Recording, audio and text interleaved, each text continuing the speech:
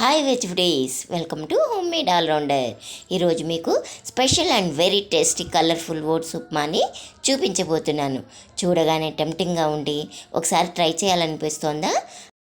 దీనికి కావాల్సిన పదార్థాలు: హాఫ్ కప్ స్వీట్ కార్న్, ముందుగా కట్ చేసి పెట్టుకున్న half cup carrot, half cup capsicum, half cup onions, half cup బఠానీ, half cup tomato, half cup cabbage, అలాగే చిన్న గ్లాస్తో 2 గ్లాసులు ఓట్స్. ఇక ప్రాసెస్ స్టార్ట్ చేద్దామా?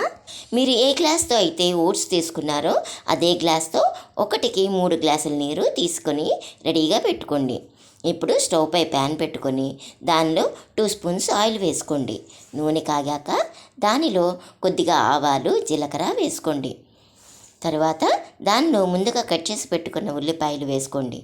ఉల్లిపాయలు కొద్దిగా వేగాక దానిలో క్యాప్సికమ్, క్యారెట్, క్యాబేజ్, టొమాటో, బఠానీ అన్నీ వేసి దానిలోనే స్వీట్ కార్న్ కూడా వేసుకోండి. ఎప్పుడు ఒకే రకంగా కాకుండా కొత్త రకంగా ఒకసారి ట్రై చేసి చూడండి. ఈ రెసిపీ అన్ని విధాల బెస్ట్ రెసిపీ, ఎందుకంటే దీనిలో అన్ని రకాల పోషకాలు కలిగి ఉన్నాయి. ఫైబర్ కంటెంట్ కూడా బాగా ఉంది. డైజెషన్ కూడా చాలా బాగా అవుతుంది. ఈ రెసిపీని ప్రతి ఒక్కరూ ఇష్టపడతారంటే నమ్మండి. ఎప్పుడు కొత్తదనాన్ని ఇష్టపడేవారు ఈ రెసిపీని ఖచ్చితంగా చాలా ఇష్టపడతారు. ఇప్పుడు ఈ ముక్కలన్నిటిని ఒకసారి బాగా కలుపుకొని దానిలో కొద్దిగా సాల్ట్ వేసుకోండి. మరలా ఒకసారి మొత్తం కలుపుకొని మూత పెట్టుకోవాలి. గుర్తుంచుకోండి, కుకింగ్ అయ్యేంత వరకు స్టవ్ని మీడియం ఫ్లేమ్లోనే ఉంచుకోండి. స్టవ్ని మీడియం ఫ్లేమ్లో పెట్టుకోవడం వల్ల ఎటువంటి రెసిపీ అయినా మంచి టేస్ట్ వస్తుంది. ఇప్పుడు ఇది కొద్దిగా మగ్గాక మళ్ళీ ఒకసారి కలుపుకొని దానిలో తగినంత కారం, 1 టేబుల్ స్పూన్ గరం మసాలా వేసి కలుపుకోండి. కొద్దిగా కష్టపడ్డారంటే మంచి పసందైన విందుని మనం పొందొచ్చు. ఏమంటారు? ఇప్పుడు దీనిలో మనం ముందుగా కొలిచిపెట్టుకున్న వాటర్ని యాడ్ చేసుకోండి. తర్వాత ఒకసారి కలిపి మూత పెట్టి కొంతసేపు ఉడకనివ్వండి. మీరు ఎప్పుడైనా ఓట్స్ విత్ వెజిటబుల్స్తో ఉప్మా ట్రై చేశారా? ఒక్కసారి ఈ విధంగా ట్రై చేసి చూడండి.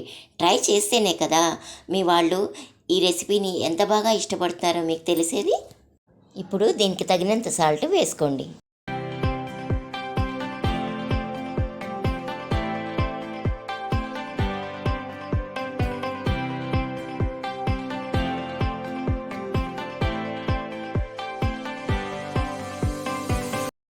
వాటర్ బాయిల్ అవ్వడం మొదలవగానే ఓట్స్ని వేసేయండి.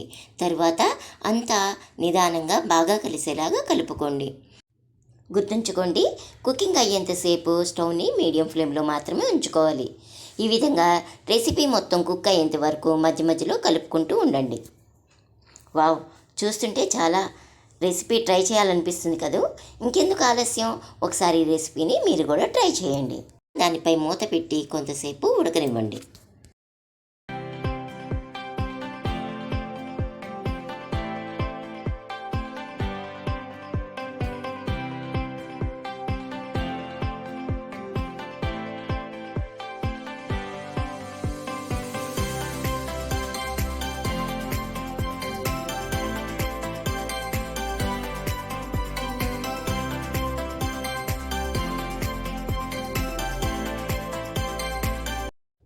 చూసారా, ఉప్మా దాదాపుగా ఉడికిపోయింది.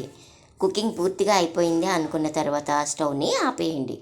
ఇప్పుడు దానిలో కొద్దిగా నిమ్మరసం యాడ్ చేసుకొని ఒకసారి మళ్ళీ కలుపుకోండి.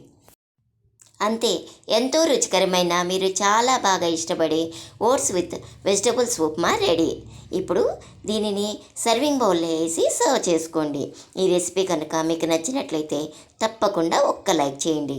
అలాగే కొత్తదనాన్ని ఇష్టపడే వారికి షేర్ చేయడం మాత్రం మర్చిపోకండి. Thanks for watching.